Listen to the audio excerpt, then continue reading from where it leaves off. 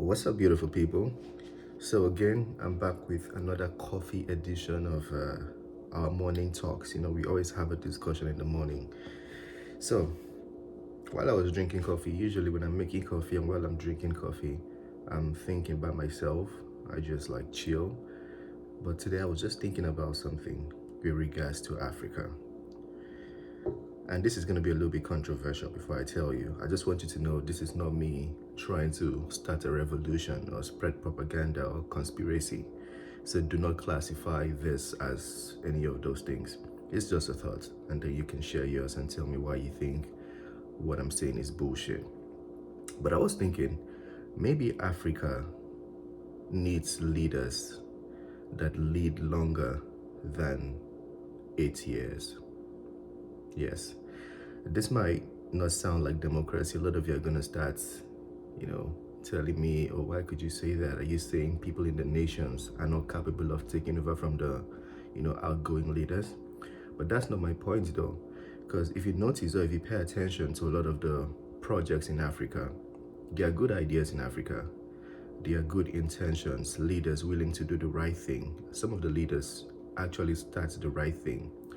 But as soon as they leave power, somebody else comes in and starts their own project, completely abandoning what the other leader was doing, and doesn't complete it because maybe 8 years might not be enough time. Somebody else comes, starts the project. And keep in mind that a lot of these leaders in between, they're going to be corrupt ones that just want to steal money. So let's say maybe 10 years ago, a leader was doing something good. The last tenure, the leader came to steal money. Well, the leader that was doing something good, all the projects will be abandoned. The one that came to steal money will steal money and be corrupt. A good leader comes into power and is met with all this rot. Infrastructure that has not been completed. Roads that are just filled with potholes. Total mess. So my point for saying that one leader should lead longer than 8 years, two terms. My point is that the leader understands the foundation, the beginning, the middle, and would take the nation as far as he can. I mean, if he's a good leader.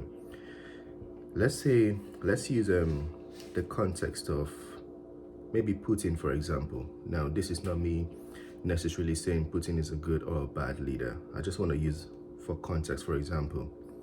One thing Putin has over every other leader in the world, or a lot of leaders in the world, is experience. He's been there when Russia had issues, been there while they had issues, been there after they had issues. So even with the sanctions, if you notice the adaptability, it's because he's seen a lot of these things before. Everything to him is kind of like, we've seen it, we'll go through it.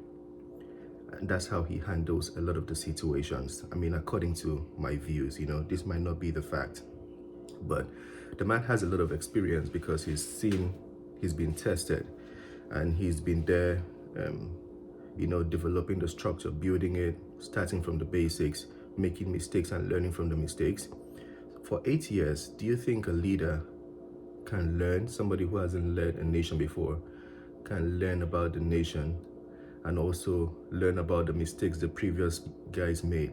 Because African leaders have ruined a lot of African countries that it will take a lot longer than 8 years to fix. I don't know if you guys understand. From the economy to the rotten infrastructure to even the wars ongoing. So when a leader comes in, first thing he has to do is to stop the war, then starts building infrastructure, and then starts, engaging the free market, if it's a free market. A lot of things has to be done. So for the period of 8 years, do you think a leader can do that? Can undo all these mistakes and start from the basics again and then builds the nation? That's why in some African nations, a leader can stay in power for 8 years and people think he's completely trash.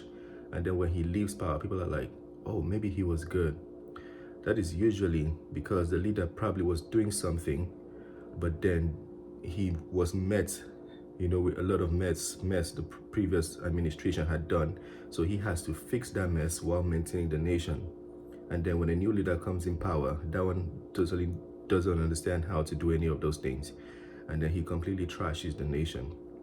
I mean, you can break this down into states, as a matter of fact. I grew up in Cross River State, Nigeria. Some of you might be familiar if you're Nigerian. When I grew up, the first governor I remember was Donald Duke. Donald Duke was a very good governor, very, very good, did well in Nigeria. Some of the things he did, I can even state it. The infrastructure was good, the road network was good, cleanliness. He utilized the thugs to protect the streets and make it clean. Like, I've never seen anybody do that. It was a very good strategy. So the people that would usually be bullying, the area boys in Nigeria on the streets, he utilized them to take care of the streets and give them an administration and made them cooperate. So these guys could not violate you without being accountable. And then he paid them and made them cooperate. So that was a very good strategy. He did a lot of those things. But as soon as Donald Duke left, the next administration came into power, didn't understand the vision. And from there, things started deteriorating. The next administration came again, didn't understand what Donald Duke did, didn't understand what the other guy did. And then this one came with his own ideas, messed up the thing again. Imagine if Donald Duke had continued with that idea that he had, with the ideology, with the concept, with the style, with the vision he had.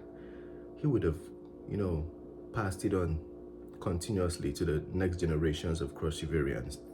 But the leadership structure, the change in the leadership structure completely ruined that plan. And before I left Calabar, Cross River State, there were deaths on the floor, the roads were messed up. Now, I'm just using this as one example, not even disqualifying the politicians. I'm not saying they're doing a good or a bad job. That's their business.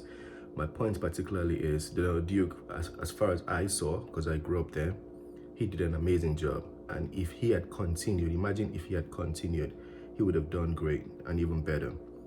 Take, for instance, Libya. A lot of people now say Gaddafi did an amazing job. This, again, it's not me saying or praising the rulership of Gaddafi. I'm never going to do that. I've never lived in Libya before. I'm just following what I see on the internet, the speculations.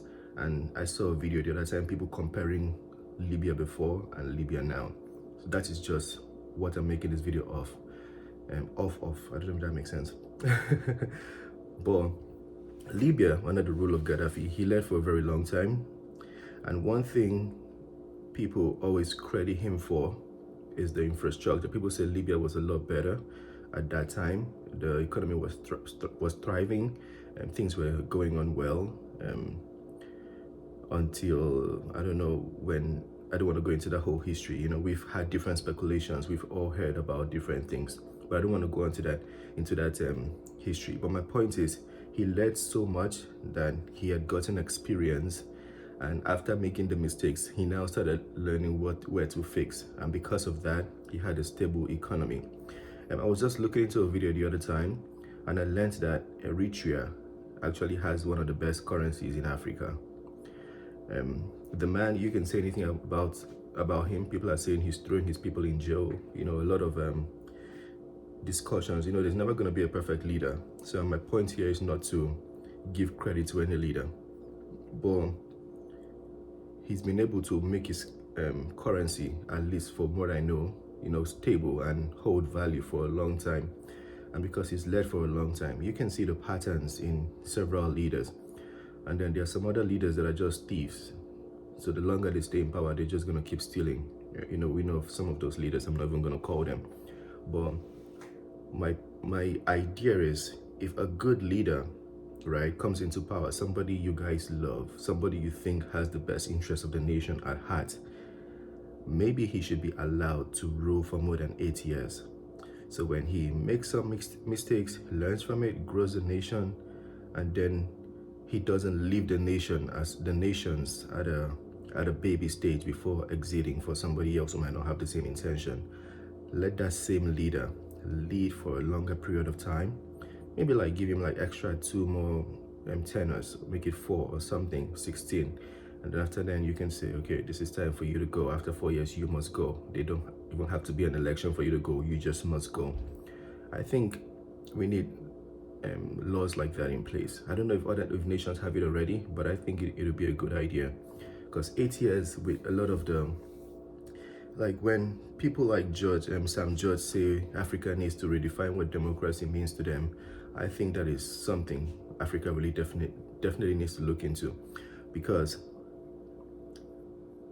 8 years with all the trauma other leaders have put Africa through, you know, you can't undo those things in 8 years. I don't think there's ever going to be a leader good enough to undo some of the mess other leaders have caused in Africa. I don't think 8 years is going to be enough to undo that mess. So I was just thinking maybe some other leaders, maybe, again, this is not a conspiracy theory. This is not the fact or the truth. I'm just sharing my thoughts out there. Maybe leaders in Africa, good leaders, you know, the ones the people approve of, need to be allowed to rule for more than 8 years. Let me know what you think about that. Share your thoughts. If you disagree, if you have points to disagree with me, you know, feel free to talk to me as well. Like, this is not me giving you or imposing information on you. Have a wonderful day, guys. Peace.